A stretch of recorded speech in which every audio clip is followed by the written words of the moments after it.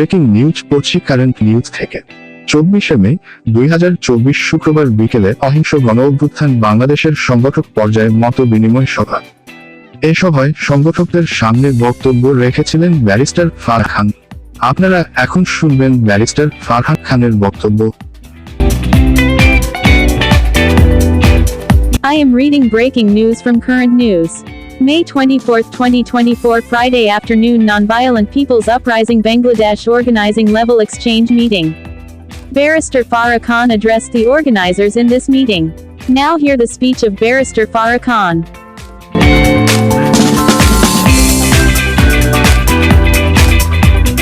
সবাইকে আমার কথা শোনা যাচ্ছে? এটা মনে হয় লাগবে না, আমি এমনি অনেক লাউড, এমনি অনেক জোরে কথা বলতে পারি। এটা আসলে আমার রক্তের থেকে এসছে। ওই যে বলেছে দাদা সিরাজুল আলম খান, উনি মাইকে কখনো কথা বলেছে নাকি আমার সন্দেহ। তো উনি যেহেতু আমার মেজো চাচা, ওনার থেকে এটা রক্তের থেকে পেয়েছি। মাইকে কথা না বললেও উনি এমন ভাবে কথা বলে যে শেষ পর্যন্ত যায়। তো আমার মনে হয় আমার কথাও শেষ পর্যন্ত না গেলেও মাঝামাঝি পর্যন্ত অন্তত যাবে। আচ্ছা, প্রথমেই আপনাদের সকলকে ধন্যবাদ দিচ্ছি, বিশেষ করে এখানে যে মোস্তফা আমিন আঙ্কেল আছেন, আবুল বাশার আঙ্কেল আছেন, আপনারা যারা এখানে সবাই আছেন, আমাকে যে আপনাদের এখানে ওনারা আসলে আমাকে অনেক বছর ধরে বলছে আসতে, আমি সময় করতে পারিনি। সেই কারণে আমি লজ্জিত, আমি দুঃখিত যে আপনাদের এত চমৎকার আয়োজনে আমি আগে আসতে পারিনি। উনি ঠিকই বলেছে যে ও তো কিছু ওরকম জানে না, এই কারণে উনি প্রথমে বলতে দিতে চাননি। He is quite right. But আপনারা যেই কারণে এখানে সবাই একসাথে হয়েছেন, সেটি আসলে আমি না জানলেও কিছু বলতে পারি, কারণ এটি হচ্ছে জনগণের দাবি। এই বিষয়টি নিয়ে আমার ওই থিসিস করার দরকার নেই, এই বিষয়টি নিয়ে আমাকে ওই একদম ক্লাস 1 থেকে ম্যাট্রিক পাস করার দরকার নেই। আমার দাবি আমি সবসময়ই জানি, আমার দাবির কথা আমাকে সবসময় জানতে হবে, জনগণের দাবির কথা সবসময় জানতে হবে। একটু হয়তো আমি ওনাদের মতন এত সুন্দর করে, হয়তো আপনাদের মতন করে আমি হয়তো সংখ্যাগুলো বলতে পারবো না যে কত পার্সেন্টে কি হচ্ছে, কত পার্সেন্ট নারী বা কত পার্সেন্ট পাচার বা কি কোনটা হয়েছে, নারীদের কি সমস্যা, শিশুদের, আমি অ্যামাউন্টটা বলতে পারবো না সংখ্যাটি, কিন্তু আমি মোটা দাগে কথাটি বলতে পারবো। আমি সেটাই বলতে চাচ্ছি, আপনারা যে অহিংস গণ অভ্যুত্থান বাংলাদেশ, ওনারা যে এই কাজটি করে চলেছেন এত বছর ধরে, এটির আপনাদের ওরকম পাবলিসিটি নেই, সেটি আমি দেখে আমি অত্যন্ত অবাক হয়েছি। কারণ আপনারা বাংলাদেশে এখন যেখানে সবাই চুরি ডাকাতি করতে ব্যস্ত, সেখানে আপনারা জনগণের কথা বলছেন, সেখানে আপনারা মানুষের কথা বলছেন, মানুষের টাকা আদায়ের কথা বলছেন, যেটা আমার আপনার ঘামের টাকা, আমার আপনার কষ্টের টাকা, আমার আপনার ঘামের টাকায় কষ্টের টাকায় অন্যের ছেলে মেয়ে আয়েশি জীবন যাপন করছে। ওনারা আগে এক সময় শুনতাম, যখন ছোট ছিলাম তখন শুনতাম যে আমি আমার আখের গুছাচ্ছি। এখন শুনি ওনারা ওনাদের সন্তানের তো আখের গুছিয়েছে, ওনারা ওনাদের নাতিপুতিরও আখের গুছিয়ে ফেলেছে।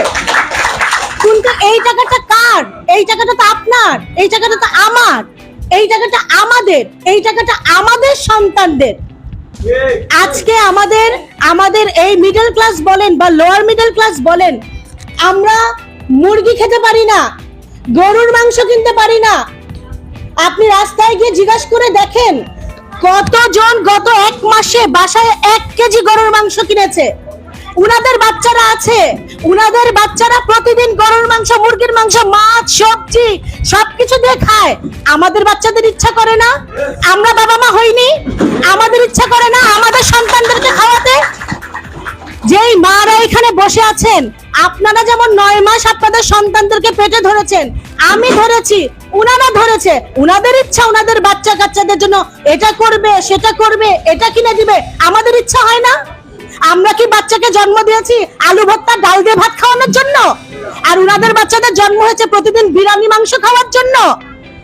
খাওয়া তো নিজের টাকায় কামাই করে খাওয়া, আমার টাকায় হবে না, আমার টাকায় চলবে না, আমাদের টাকায় চলবে না। নিজের বাচ্চাকে খাওয়ান, নিজের টাকা কামাই করে খাওয়ান, নিজে গাড়ি করেন, বাড়ি করেন, 5 তলা ভবনে থাকেন, নিজে টাকা কামাই করে থাকেন। আমার ঘামের টাকা আমাকে ফেরত দিন, আমার টাকা আমি ফেরত চাই। সুতরাং আমি আপনাদের এখানে এসেছি, আপনাদের সাথে আমি একাত্মতা প্রকাশ করতে এসেছি।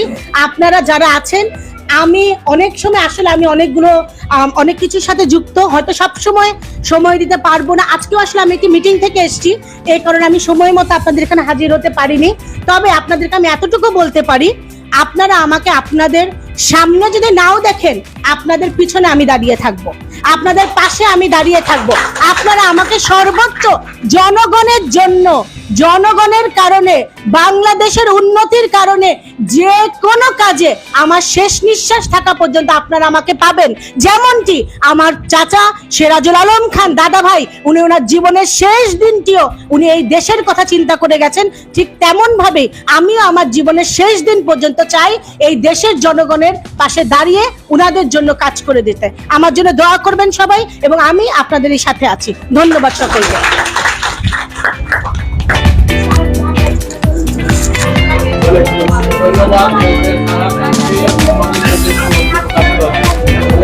উনি শেষে এসেও চমৎকার ভাবে আমাদের সাথে সংযুক্ত হচ্ছেন, যুক্ত হয়েছে।